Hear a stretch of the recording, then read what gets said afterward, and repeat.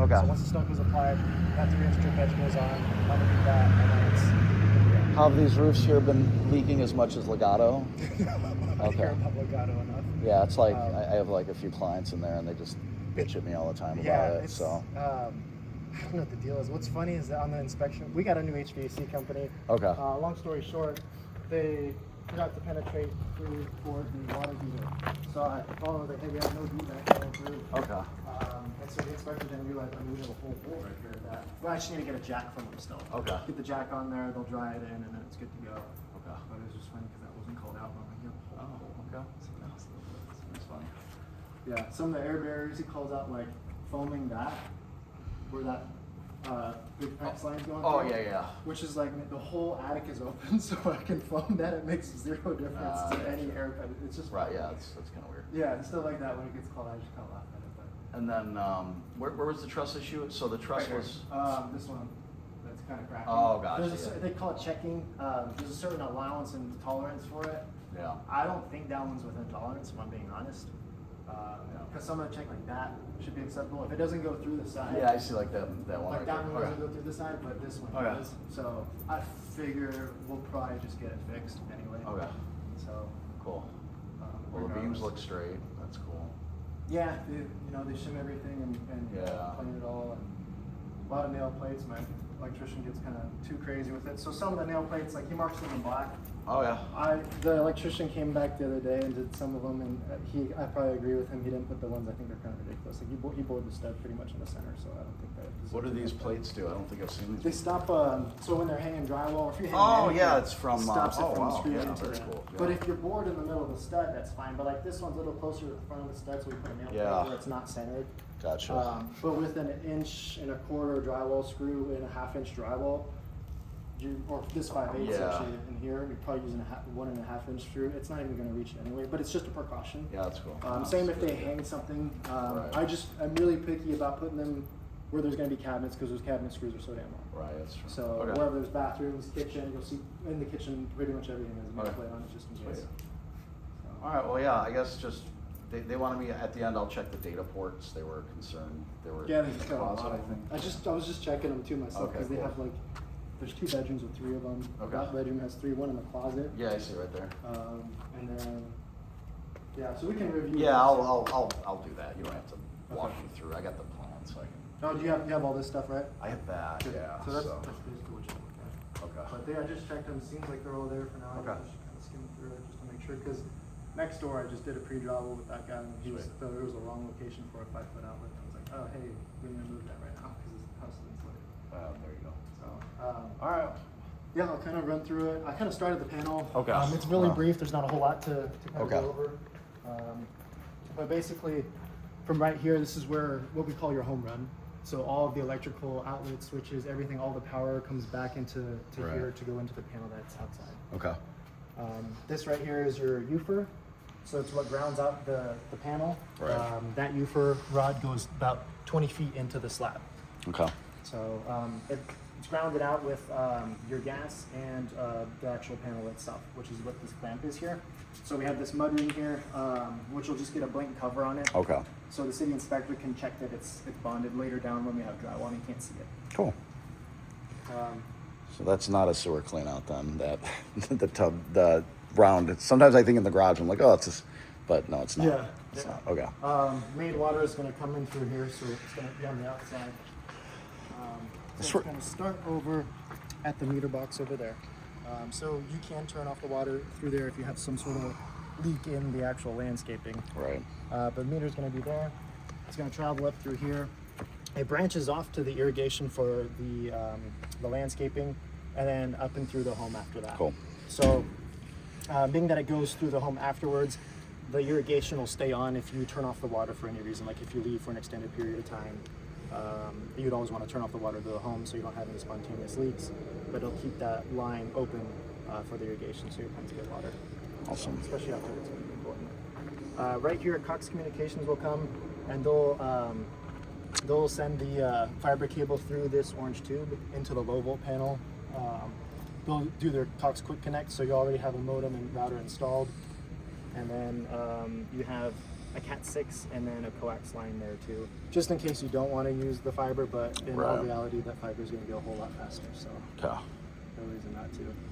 Sweet. Here the panel, this will get replaced. This looks bad, but we've got 2 breakers which are going to go to these 2 temp power outlets. So each one's going to be 20 amps. We're going to keep this for you, so just have an extra outlet on the exterior to use for whatever you want. And then toward the end, we'll replace this panel, but you'll have all of your breakers here. They're going to be labeled, you know, bedrooms, you know, den, garage, and then all of the main appliances will have their own labeling as well. And then I'll kind of describe what the different breakers do. Cool. Gas line's going to be here into the home. You have your gas bond, so it grounds it out. So if you touch the gas meter or anything, it doesn't spark. So that's what this thermal bond is for. And then you have your meter in between, this riser, and then that stub into the home. Okay. This was on the report too. So this is a pest tube system that they install. So we're just gonna have to move it up a little bit above the pop out. Okay. Because they have stone down here, so I don't like putting in the stone. I think it just ruins the look of the stone too. Yeah. So we'll just pop it up there. But there's gonna be a little hub right here. What it is they install these tubes in the home only in the plumbing walls and then in the garage. And what those tubes are is they can take that terminal, they can pressurize it with pest treatment, and then treat the interior of the walls. So that's what it's going to be, an optional thing. They install it. You don't have to use the service, but it is there if you do so choose. So gate and the fence will be on this side. See that yard kind of bigger side yard than most with this kind of pie-shaped lot. Cool. I've got these 2 vents inside here. So since the water heater is a gas appliance, you're going to have these 2 vents. They're called combustion vents. And that's just so that if there's any gas leak inside of the garage, it has fresh air coming in and out.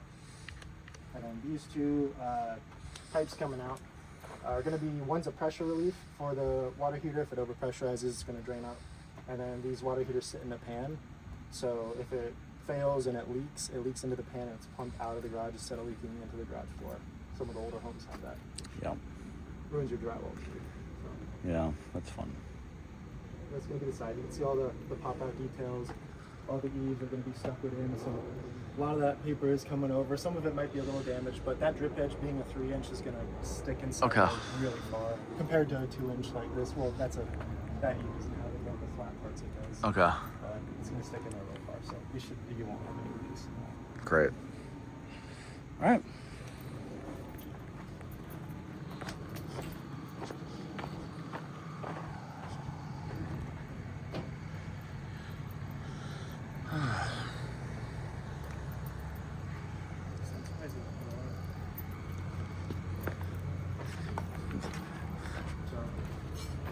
In the garage, everything as far as the outlets go, unless it's a dedicated, is all on the same circuit. So the garage door opener being at the top center, and all the outlets will be on a GFCI reset button. Cool. So it'll just be a button that you reset here on the wall. So if you come home, the garage door is not opening, just check that reset button. Usually the light will be red on it until you reset it. And then you'll have your water heater stand over here. This is kind of just a transformer box for the doorbell, so that's just going to have like a little exposed piece on it with a couple wires, but that's going to be for the doorbell there. And then you're going to have your water heater stand. The water heater is going to vent out through the top, and these are those 2 pipes that go to the outside. So this one, if it overpressurizes, will alleviate outside, and then it'll have a pan underneath it that will be plumbed to that one over there. Gotcha. Beautiful. Everything's on a test right now, so it's holding at 15 PSI, so no gas leaks, which is what we like to see. Okay.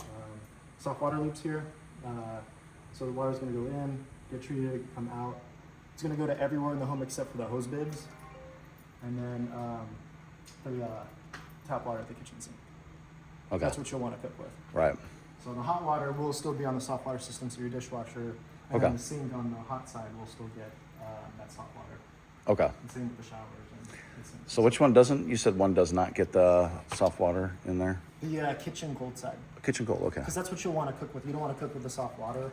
So Okay. I always make the mistake of preheating the water in the faucet to boil like a pasta. Now I have an RO system, so I use the RO. But Right. before I was doing that, not realizing I'm using the soft water. Which Interesting. again, I'm alive and healthy, Yeah, so it's fine. you're but here, yeah. I never thought of that before. One of the plumbers mentioned it to me. I was like, oh, yeah, you didn't think of that.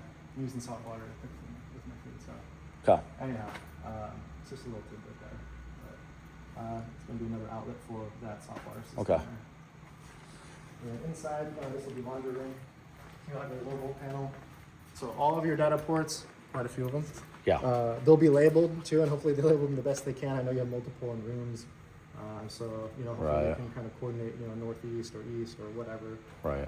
they have in there. But they should label all these once they trim out everything, and then they're going to run that fiber from Cox through that orange tube into the panel, and they're going to have a Cox Communications modem and router already installed. Awesome. So there should be however many ports there are lines to here. Correct. There might be an extra one because they did run one to the outside. Okay. They'll label it NID Okay. when they trim it all out and actually label them. But there's going to be an extra one that runs to that in case you don't want to use the fiber, which Okay. wouldn't make any sense. You always want to use the fiber. Yeah. So it's a lot quicker than any Cat 6 Sure. is going to be. Okay. So, and then under cabinet lighting, I know they have that in their kitchen. It's going to plug into one of these receptacles here, so they'll have a little black box. Interesting. For that as well. Yeah, so that's where the hardwood is going to plug. Cool. Laundry room, we just got to reframe this dryer vent, Yeah. which I have my framers already coming in already take care of. But you're gonna have your washer, dryer. So the kind of with the all wash, you have the hot water side, cold water side. These are kind of shock absorbers, so they're gonna absorb the shock and the jolt of it kicking on, so the lines don't kick the drains out.